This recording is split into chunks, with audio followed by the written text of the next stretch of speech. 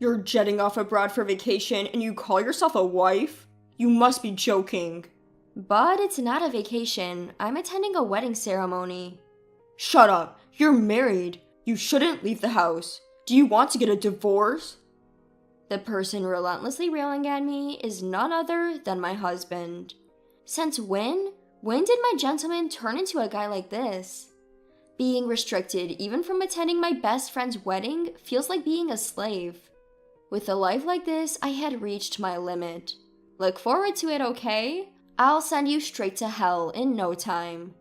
My name is Emily, I'm 29. I leveraged my experience of working part-time in a clothing store during my student days, and I became an independent entrepreneur 2 years ago.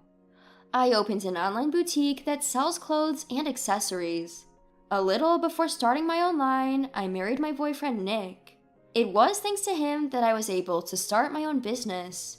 In the beginning, I struggled to get my business on track, and I fell down so many times. Nevertheless, I managed to overcome it all thanks to Nick. Every time I faced some challenge, he would always say with a smile, Emily, you'll be fine even if things are hard now. There will surely come a time when you'll succeed. I hope so, but if things don't get better, I will even be a burden to you, Nick. Don't worry about it. I want to support you, Emily, and I want to be there for you. But I would earn better if I get employed like I used to. You always said you wanted your own shop, Emily, didn't you? That dream has come true now. I'm here right by your side, so let's try a little harder together. Yeah, you're right. Thanks, Nick. I'll do my best. With the support of my husband, I decided to continue running my shop. I took full advantage of SNS for marketing and aimed for my business to get more exposure online. Thanks to that, I managed to significantly increase the number of customers. My target base is of a wide age range, so I have a large number of users. Everything is done online, so I don't have to pay rent or labor costs. Above all, I can do it alongside housework at home, so I can continue working without feeling overwhelmed. Things are now stable now, and I earn a decent income.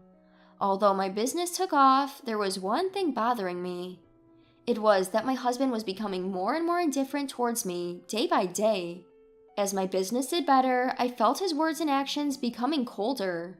I think it all started over something simple. A few months ago, the sales from the previous month had finally reached my target. I was so happy, and at the same time, my feeling of gratitude for my husband even grew deeper. That night, I immediately brought up the news to my husband, who returned from work. Nick, listen! Emily, what's the matter? You seem in such a hurry. I finally did it! I hit my sales target for last month. You set your goal pretty high, didn't you? Yes, we've been pretty close for a while, but I finally hit the target last month, thanks to you for supporting me. Thank you. Good for you. Nick? I'm tired today. I'm gonna take a shower and go to bed. After leaving his bag on the sofa and leaving the living room, my husband went to sleep without even eating the dinner I had prepared. What happened? He'd been so supportive, so I thought he'd be thrilled. But his reaction was lukewarm at best. Was he just really tired? I had expected us to celebrate together, so my husband's response came as a surprise. That said, there's no way I could force my tired husband to be happy. From then on, his demeanor towards me gradually grew colder each day. At first, I thought it was just because he was tired or not in the mood, but as this went on for weeks, even I started to feel uncomfortable. Before I knew it, he started looking down on me at every opportunity. Whenever I was on my computer, he'd stand behind me, sneering while peeking at the screen. What? Checking your sales? You timed it to show me the screen on purpose. Trying to brag or something? What are you talking about? I have no such intentions. Nick, you peeked at the screen by yourself. Huh? What kind of wife stays on her laptop when her husband's home? Or what? Are you trying to show off saying I'm so busy with work or something? It's not like that. You've been so cold to me lately, Nick. Did I do something wrong? Despite being shocked by my husband's cold attitude, I still asked him about his true feelings. Then he sighed with an air of annoyance and blurted out, Phew, it's exhausting. I come home tired from work, and why do I have to deal with someone so emotional? Emotional? Why do you always speak like that? I just wanted to share some good news to you because I've been trying hard and you've always supported me. That's what pisses me off about you. I couldn't care less about your sales. Instead of getting excited about such things, try improving your housekeeping skills a bit. Hey, there's no need to talk like that. What I'm saying is right, isn't it? Quit showing off how busy you are with work. Do it again and I'm out of here, got it? Hey. Being told such things by my beloved husband, my mind was in turmoil for a moment. My heart filled with emptiness, and before I knew it, a tear was trickling down my cheek. Instead of apologizing, he had a sneering smile on his face. A demonic smile I'd never seen before. I was taken aback by my husband, who could show such expression without hesitation. From that day on, his attitude only worsened. I was no longer allowed to speak freely as I used to, and I always had to walk on eggshells around him. Then, one day, I found a wedding invitation from my best friend in our post box. I went to middle school and high school with Elena, and we've always been close. We kept in touch regularly, even after we became adults. When she got married, I remember being excited, as if I was the one who got married. Now she's abroad with her husband, and the invitation said the ceremony would take place overseas. I've been stressed about my husband, so this was a great news to me. It felt like a ray of light drew in my oppressive daily life. I was thinking of when to tell my husband about this. Before I could bring it up, my husband found the invitation on the table. Hey, what's this?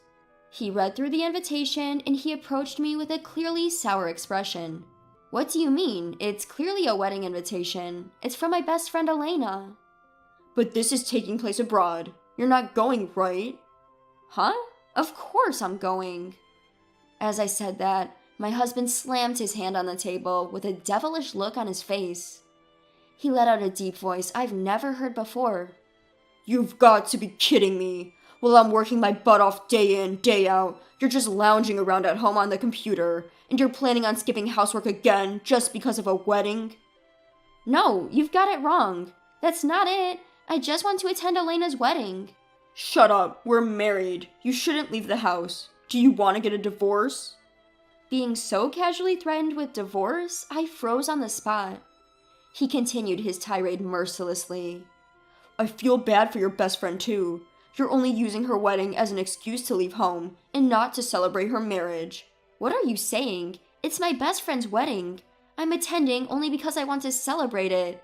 Just what's so hard to understand? Ugh, you're so annoying. Quit being so cocky because your business took off. It's your attitude that ticks me off. When will you get it, huh? My husband shouted at me, our noses nearly touching. Overcome with fear, my legs gave way beneath me. Seemingly amused by my reaction, he said, Look, you should be grateful I married a woman like you. You were lucky your business took off, and it was only because of my support. Now, shut up and just do as I say. With that, he shoved the wedding invitation into the trash can. The moment he did that, I felt my blood rush back into my body. At this point, I was so infuriated that it would have been an understatement to say that my blood was boiling. He had not only thrown away my dear friend's invitation, but also insulted my feelings. I was so bitter, I realized I had unconsciously bitten my lip hard. Unforgivable. Who does he take me for? Just because he hates me doesn't mean he can do whatever he wants. I am not his slave, and being his wife does not make me his possession. If my days are going to continue like this, I might as well be the one to ruin it all. I don't care. I'm attending Elena's wedding no matter what. Without resisting, I bided my time until the wedding, carefully making preparations for my overseas trip so he wouldn't find out. The day of departure, my silent obedience seemed to have paid off, and he had already forgotten about the wedding. Before leaving for work, he nagged at me as usual at the front door. Don't skip your chores today. Make sure dinner is ready. Don't you ever go against me, okay? I know. Have a good day. Phew, you got it easy, don't you? You get to lounge around at home every day. I wish we could switch places. Yeah. I was the one who pushed you to have your own line. I wish you were more grateful. Maybe I'll cut back my contribution to the household expenses from next month. It doesn't make sense for me to be the only one struggling. Mumbling such things, my husband left the house. Suppressing the urge to talk back, I patiently waited until he was out of sight. Once I confirmed that Nick was on his way to the station, I immediately began my preparations. I grabbed the suitcase I had prepared in advance, called a cab, and headed for the airport. I then took a flight to meet Elena. When I arrived at the inn she had booked for me, my phone rang. It was my husband. He must have realized that I was gone immediately after returning from work.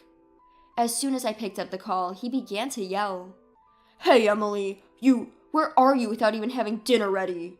I'm at Elena's wedding. What? A wedding? I told you not to go. You broke your promise. I never said I wouldn't go. I also don't remember making such a promise.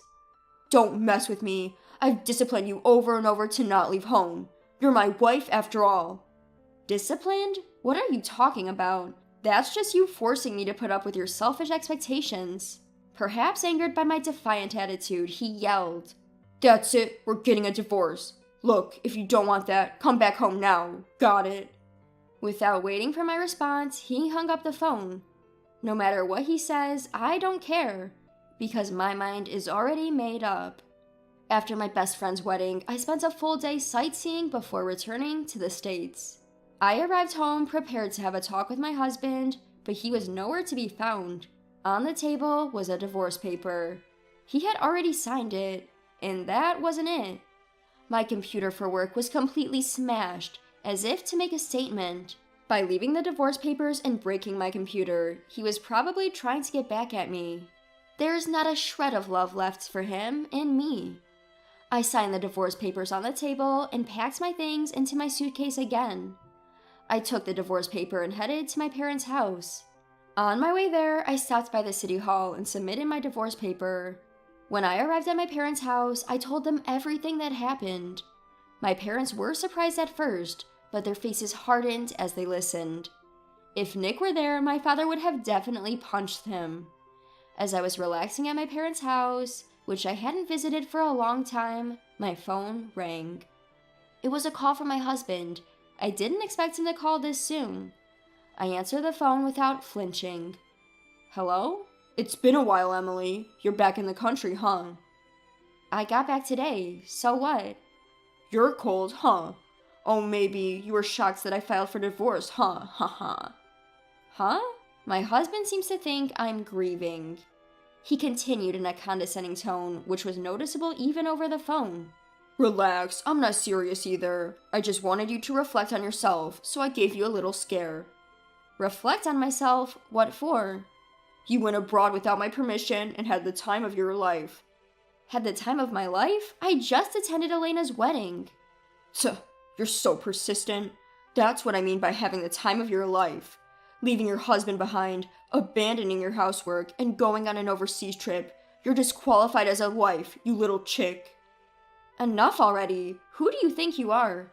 Just because we're married, just because you're my husband, you think you have the right to control everything I do? What? Emily, enough is enough. In the end, you just can't stand that I'm successful at work, right? You don't like having a wife who earns more than you. You're such a deadbeat. It's pathetic to be jealous of your wife. If it bothers you, go ahead and make more than I do. Emily, did you just say that? I'm seriously gonna break up with you. Go ahead. In fact, we're already divorced. What? I filed for divorce. There's no way I can continue being married to a piece of trash like you. Just so you know, if you think you can break me with such threats, you got it wrong. I'm not gonna let you manipulate me. Don't ever show me that disgusting face of yours again, you jerk. He must have been shocked by my harsh words. He fell silent, so I said goodbye and hung up the phone. Afterwards, I hired a lawyer and billed him for the desktop he destroyed. Moreover, the texts and voicemail messages came in handy. His attempts to control my actions and his constant verbal abuse were proven, and I was able to collect damages. As a result, his savings dwindled and he was left in debt. His parents refused to help him, saying it was his own doing, and he ended up having to borrow money from loan sharks. Now he's stuck in a vicious cycle of borrowing to pay off debt, wandering in hell. He was never a high flyer, and I heard that he made mistake after mistake at work, eventually being sidelined. On the other hand, I've been living at my parents' home since the divorce. Thankfully, my current job doesn't tie me to a particular location. I can continue my peaceful life at home, and my parents are happy to have me stay with them. This lifestyle will likely continue for a while. Marriage isn't the only way to happiness. The most important thing is to have a family that cares for you. I've come to realize this once again.